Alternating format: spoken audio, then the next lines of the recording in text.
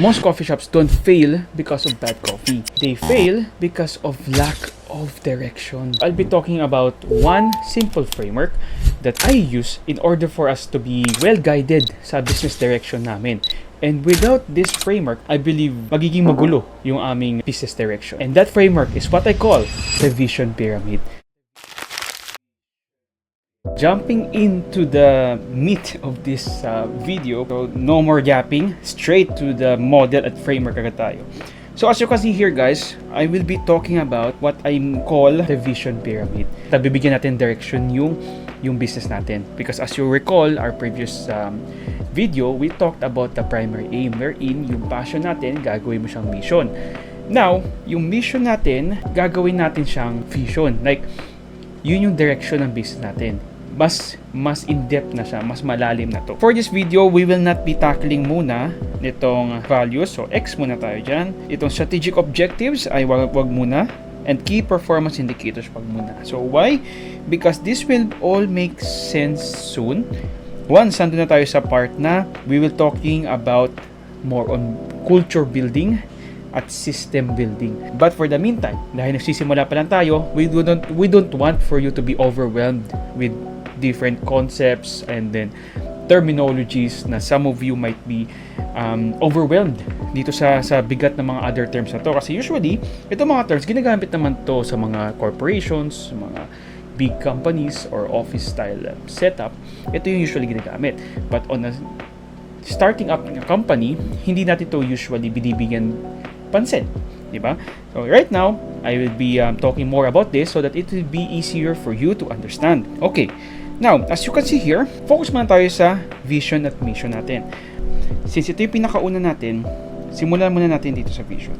Okay, so ang vision natin is kung saang direction papunta ang business natin. Anong nakikita mo in the future, like 5 to 10 years from now. Dapat, ang tinitingnan natin yan is not only in the next couple of years or months or years, but in ano yan, more of a decade, like in 10 years, how do you see your business to be?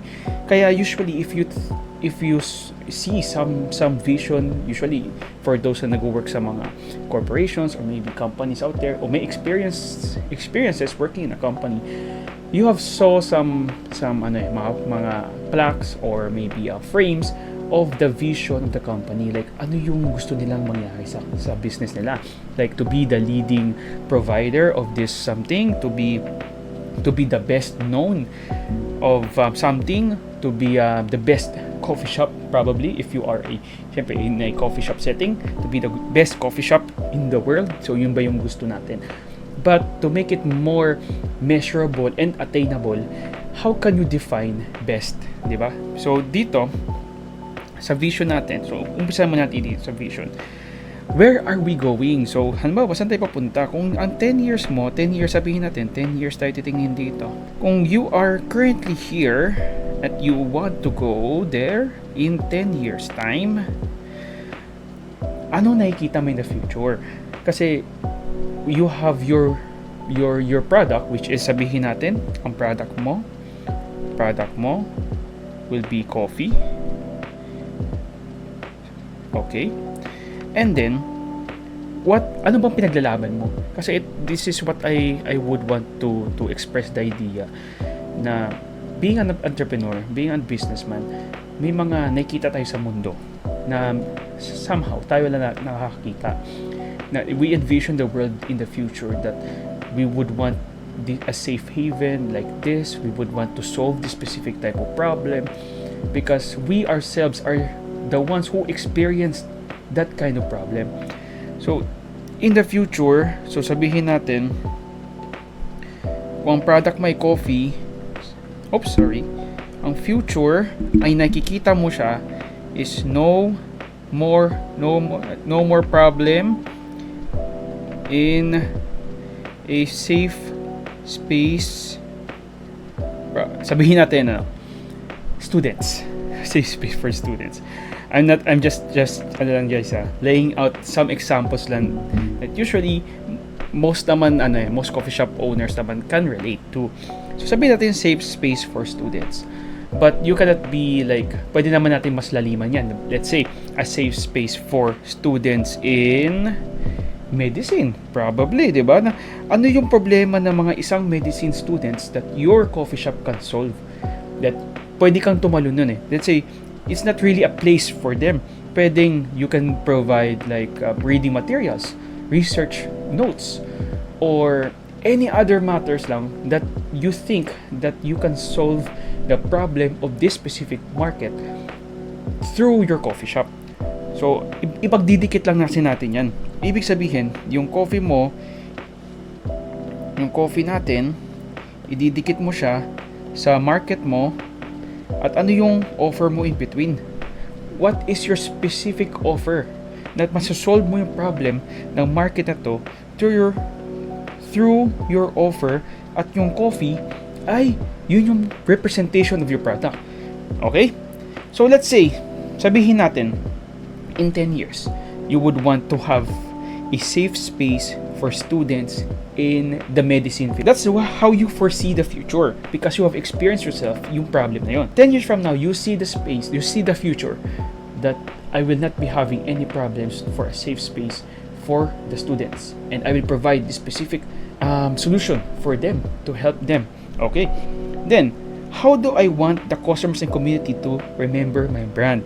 And this one, guys, is related to branding. Now, if you foresee the vision in the future that you want the place to be, your coffee shop, your cafe, to be a place that people can see themselves be successful because as a student na help mo sila in solving their problems, then now that will be your branding. In the future, 10 years in the future, yun yung nakikita ng 10 years in the future na people, kasi yun yung na-build mo na brand. To make it more simpler is, in 10 years time, ano nakikita mo sa business mo? Sabihin natin yun na nga lang. Let's go back. You would want your place, your coffee shop, to be a safe space for students in the field of medicine. So, saan mo lalagay yung location mo? Diba? Doon na papasok yan. Ilagay mo siya strategically to a location where there are schools offering medicine-related degrees. Now, dahil strategically position ka na doon, andito yung school. So, andito yung school. Tapos, andito yung coffee shop mo. Coffee. Kahit magtabi-tabi sila dyan na may coffee at may coffee dito, they are serving the same type of customers. Walang magkakaroon ng differentiation. But if your coffee shop, you will be building one, sabihin natin ito yung kulay blue and na coffee shop, you are only serving a specific market in which you are still a coffee shop, but you are serving a specific niche that sila lang sinasolve mo. That which, whenever a group of people goes to this location na maraming coffee shop, kung ang problem ko is related to being a safe space for medicine students, then ang top of mind ko would be your coffee shop. How can you see yourself? O ano ba nakikita mo sa business mo? In the future, 10 years from now, you alone possesses that skill. You are unique enough to possess that skill and talent and uniqueness. Kung ano nakikita mo. Kasi you experience that problem. You have experienced that pain of having that problem. And by experiencing that, you have a lot of ways for you to discover how to find solution to that problem. Bakit may values dito? Because values, at the end of the day, eat strategy for breakfast. Diba? As the saying goes. Ibig sabihin, kahit may vision ka, kahit matindi yung paniniwala mo sa vision mo that the world could be the better place 10 years from now because of your vision, if you don't have the values to support it, let's say you don't have integrity, you don't have the grit, you don't have the perseverance, you don't have the honesty, then it will all crumble down. Kasi dapat may supporting values pa din yan, because values create culture. Mission is, ito yung kung na-layout na natin yung direction kung saan papunta yung business natin. Ang mission naman ang magbibigay ng finer details, like how can you achieve your vision. Ang vision natin is the why. Why do you exist as a business? Okay, so to make it more easier, this is your why. So why do you exist as a business? Through what person? Sino bang gusto mong pagsilbihan? Ano ang problema ang gusto mong i-solve? To whom? Why do you exist? For what reason? For what reason do you exist? And for whom do you exist as a business? The mission answers the question, how? If you have this vision that you would be solving in the next 10 years, how, being a business owner, being a business in general, how will you achieve yung dream, yung vision natin? Or maybe how can you solve the problem? So what do we do? How are we going to do this? Ano bang kailangan kong gawin? Okay? So dito, clarify mo yung mission mo. If ang gusto mo in the 10 years or 10 years from now is gusto mo maging safe space for students, how can you achieve that? Say for example, ayan yan. Okay? Now, anong product line mo dyan? Would be coffee shop. So, coffee shop ka that they can stay with Wi-Fi, probably, or with outlets. Okay, so that's the business model. Now, ang mission mo naman, okay, so ang mission mo is how can you achieve this vision to be a place, safe place for students in the field of medicine? Paano mo gagawin yan? What do you do every day to serve your customers? Are you going to serve in a way how they serve it in the medicine field? Or it depends on how you craft your coffee that can be related to them, kung related dun sa field nila. How do you deliver our coffee differently than others? If these are, example, these are coffee shop, at magtatayo ka ng isa pang coffee shop within that area in which ang specific target market nyo is within this area at naghahati-hati kayo dyan, how can you be different if nagtaboy ka sa lahat? If people have a choice of where to take their coffee, what makes you stand out? How can you do this differently? Anong iba sa'yo? Anong unique sa'yo? Anong ibabaguhin mo? It's not always about the product. Sometimes, it's about the delivery, kung paano mo binigay yung service mo. It's about the experience. Pwedeng product siya, na different ka. How to be different? It's about the product, probably. Service. Service or experience. Anong bagong experience na mabibigay mo sa kanya? And how will you be able to signify na ikaw ay place for them, specifically for the market you would want to serve because of the unique experience or service na binibigay mo? And that's the question you have to think about yourself if you want to build this business or maybe coffee shop. Slot in mo lang kung anong, tanggalin mo lang yung coffee shop or slot in any business. Always the question is, how will you solve the problem of your target market through your product or your service? It always boils down to three things, which is product ba yan? In what way? Through product, through service, or through experience. Mamili ka lang doon paano mo babaguhin or maybe di-disrupt mo yung market in such a way that you could be different. Meron tayo ditong strategic objectives at key performance indicators. Ano ba itong strategic objectives? If we have discussed about the vision, mission, okay, meron na tayong 10-year goal. Alam na natin paano i-achieve yung 10-year goal. Ano yung strategic objectives? Itong objectives na to is dependent on the department na na-build mo or the team members na na-build mo around the organization or around the business. Ibig sabihin, if meron ka ng vision at alam mo na yung mission mo, ang strategic objectives ay dependent sa department na na-build mo. Meaning to say, dahil ang isang organization ay composed of different departments such as operations, marketing, sales, human resource or HR, finance. Yun nagsisimula tayo, wala ka pang ganito. But once you are growing, scaling a business, you would want to build teams that will be a specialist of this specific department. Kung 10 years natin in the future, gusto nating maging ganito. Gusto yung coffee shop natin maging ganito.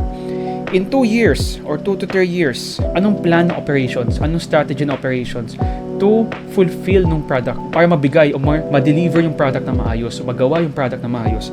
Plan ng marketing in 2 to 3 years.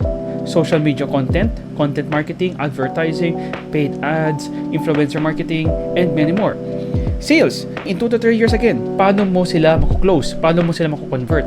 If nakuha mo ni attention nila through building awareness dahil sa marketing campaigns natin, anong gagawin mo para ma-convert mo sila? In what way? That they will be keep on paying, and once they paid, how can you retain them to keep on sustaining the business? Yun ang papasok ng cash flow. Dito ay focus ang product mo, and fulfillment ng product pagpunta sa customers. This one is raising awareness. This one is conversion and retention. HR is manpower. Then finance is cash flow, profit and loss. Para magawa mo yung vision mo, dapat may strategic objectives ka per department. How can you achieve this vision in 2 to 3 years? So hihimay mo lang siya. Kung 10 years mo to, then paano mo hihimayin to per department? So ganito siya, ganito kalalabasan niya. Then once i-expound mo pa siya, yun yung tinatawag nating KPIs. Ang KPIs ngayon ay per department under that department. So probably, kung kayo ay nasa malaking kumpanya, parang siyang division. Sa isang division, once na hinimay mo siya, magiging department. Division ka, magiging department, then magiging teams. Ang teams ay ma-handle ng team leader or supervisor. Then department ay handled by a manager. Then division can be a manager or an executive director or maybe a vice president or anong bang gagawin natin yung mga position dyan. And ito ang nag-define na itong mga position titles na to at roles nila would be HR. In every department, ang strategic objectives natin ang magbibigay ng direction per department, then ang KPIs ang magbibigay ng individual targets. KPI yung managerial mo, may KPI ang teams mo, may KPI ang nasa baba. Tapos lahat yan guys ay naka-anchor dito sa vision mo. Lahat yan galing sa vision mo. For the meantime, dahil nagsisimula pa lang tayo, these are good to know things for now. But right now, ang pinaka-focus muna natin, vision at mission muna tayo. What we have here is our vision. Ito yung version namin. Okay? You can create your own version, whatever kung ano naisip mo. But sa amin is to be a place where people can talk and learn about coffee, but being able to enjoy high quality and freshly roasted coffee beans that is accessible in every community. So we have made this vision because we envision a place in the future 10 years from now that there will be a place that people can spend their time with asking different questions about coffee, and they will not have any problems or issues when it comes to brewing coffee. So ano ba yung mga usual problems na encounter, and then those people like hindi nila alam like who to ask questions when it comes to grind size, when it comes to brewing methods, when it comes to how to what are the proper ratios. So ito yung gusto namin na-envision namin, that there will be a place that people can talk and learn about coffee, that they can ask someone. There is someone out there that they can ask these questions. Our mission is to source the first and finest quality coffee beans locally and around the world and make them available to coffee drinkers everywhere. So nandito pa din guys ang tinatawag natin accessibility. Freshly roasted, that's what we want to provide to the market. Kasi ang problem na nakikita namin, ang gap na nakikita namin is people are having a hard time to source freshly roasted coffee beans. That's why on our business, what we want is, what if we disrupt the market? We would be the one to solve the problem in providing accessible, freshly roasted coffee beans. And that's how our mission is tied up sa vision namin. And then the vision is how we expand and see the world 10 years from now. Even if we expand or may have many stores nationwide, this still persists. That in any stores, you will still feel the same. Kahit hindi sa store, online man lang yan, or what I'm doing right now, creating contents, because we would want to make this place, this channel, to be a place that you can relate with, that you can share your experience, and you can learn from our experiences.